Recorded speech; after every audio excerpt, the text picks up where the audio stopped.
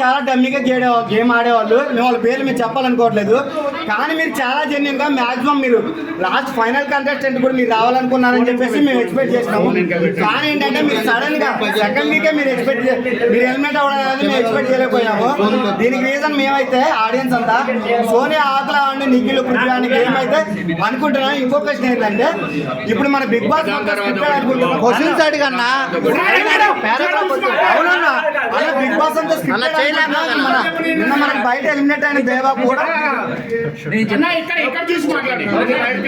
So ఒకటేంటంటే first of all Bigg Boss scripted అనేది పచ్చి అబద్ధం, అబద్ధం.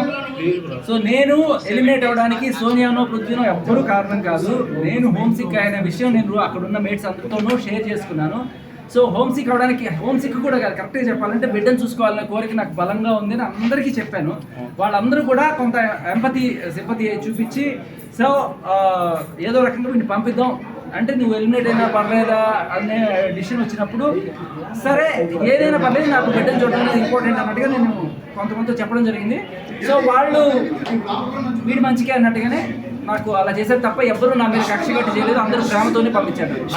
బిగ్ బాస్ అనేది శేఖర్ గారు, బిగ్ బాస్ చరిత్రలోనే ఫస్ట్ టైం కంటెస్టెంట్స్ ఓట్లతోని మీరు ఎలిమినేట్ అయ్యారు కదా, అంటే నార్మల్ ఓట్లు కాకుండా. మీ రియాక్షన్ ఎలా ఉంది? హ్యాపీగానే ఉంది, అన్న చేయగలిగా హ్యాపీగా ఉంది యాక్చువల్గా. సో అందరూ కూడా ఒక డిసిషన్ మీదకి వచ్చి సరే వీడికి 2-3 రోజుల నుంచి డల్గా ఉన్నాడు, ఆడలేకపోతున్నాడు, బిడ్డను చూద్దామనే కోరిక వీడికి బలంగా ఉంది.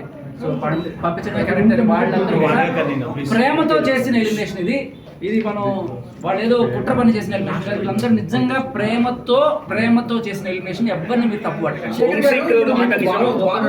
నాగార్జున గారు మీకు చెప్పడం జరిగింది, అప్పుడు మీరు చాలా ఎమోషనల్ ఫీల్ అయ్యారు.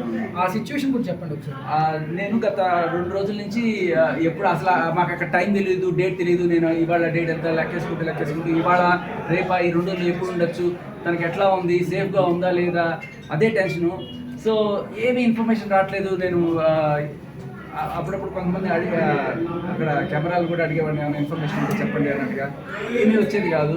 సో అట్లీస్ట్ నాగార్జున గారు ఒక్కళ్ళే మాకు కమ్యూనికేషన్ ఆయన వస్తే ఆయన ఏమైనా అడుగుదామని చెప్పి ఆయన అడిగినప్పుడు ఆయన ఒక్కసారి ఆ మాట చెప్పగానే నాకు గత 2 రోజులుగా ఉన్న టెన్షన్, పిచ్చి పిచ్చి కళలన్నీ వస్తుండే. ఒకసారి మనసు కుదిరిపడింది, ఆ ఎమోషనల్ బస్ట్ అయ్యి అలా కాస్త ఆనంద బాష్పాలు అంటారు.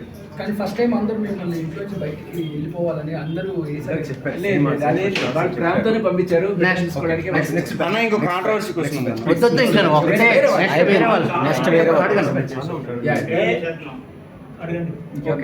పర్సనల్ గా అందరికి అన్న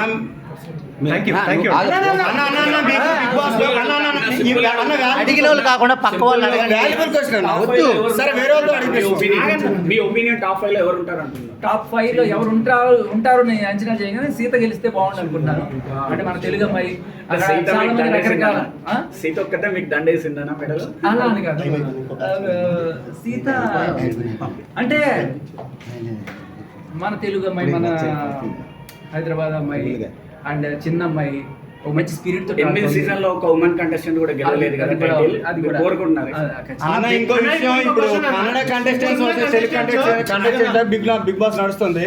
సో అది లేకపోతే ఆడియన్స్ అనుకునేది అబద్ధం అనేది ఒకసారి మీ మాటలో చెప్పండి అన్న. అలా కన్నడ తెలుగు అని ఏం లేదు, బట్ కన్నడ వాళ్ళు ఉన్న మాట అయితే వాస్తవం. కానీ కొంతమంది ముందుగానే తెలియడం వల్ల ఒకరికొకరికి వాళ్ళు రాగానే కొంతమంది క్లోజ్ అయిపోయి వాళ్ళు మాట్లాడుకోవడం వల్ల కొంతమంది మనం ఏలియన్ అయిపోయాము, మనల్ని వీళ్ళు దూరం చేశారని ఒక ఫీలింగ్ అయితే